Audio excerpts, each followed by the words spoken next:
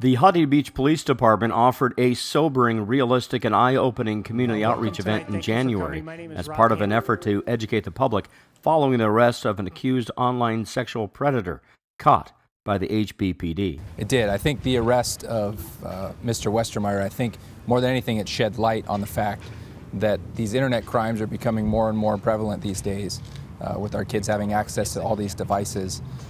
I think Mr. Westermeyer being taken into custody allowed us to get some perspective on how big this problem really is. The event focused on the many areas new technology and its devices can play with children in an otherwise false sense of online security. The important things for parents to know are you need to know what's going on in your kids' lives. You need to monitor their use of these devices. See what apps they're using, see what internet sites they're visiting, find out what their problems are at school and how they're sharing that information on these social media sites. These devices, the internet, I mean, most of us here, we didn't grow up being able to do what we can do on these phones. These are computers that they're more powerful than what they flew up to the moon on.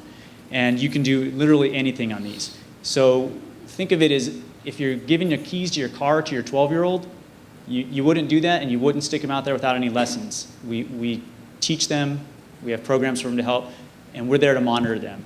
The ones I like specifically to mention is Kik. I'm sure everybody, when you look at your kid's phone, if you see the green Kik on there, it's a text messaging where they can talk between any platform, group messaging. This is one where the predators specifically like it because if they can get the kid to talk over Kik, it's kind of private. It's not so easy for someone to find, and it can be deleted very easily. Snapchat, to me, is the most evil one that's out there. This one drives me crazy because it is an app on your phone that you can communicate with videos and photos back and forth that you set on there as the user, the sender, how long you want that photo or video to last. 3 seconds, 5 seconds, 10 seconds. And then it supposedly disappears. A lot of people think it does. It doesn't. This stuff is permanent.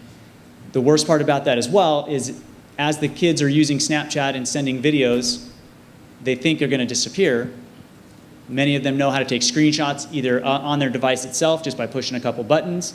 Now that photo exists forever, or the photos of that video, as well as they can also use their other phones because sometimes Snapchat, the other devices try to make it so you can't do that, but they just use their phones. They have a million ways they can figure this out, and they will memorialize those inappropriate videos and photos forever, unbeknownst to the person who was sending it. The apps, the social sites, and the devices help predators befriend children and can have disastrous consequences. Well, worst case scenario, yes. I mean, it could lead to assaults and thefts and potentially kidnapping. The HBPD is also online, sometimes posing as the innocent child, because as evidence already with this accused online predator, it could be life or a life in jeopardy without knowing it. See the complete HBPD video online and have a conversation with your children. For Surf City Highlights, this is Matt Liffering. Thank you all for coming. We'll be available for questions.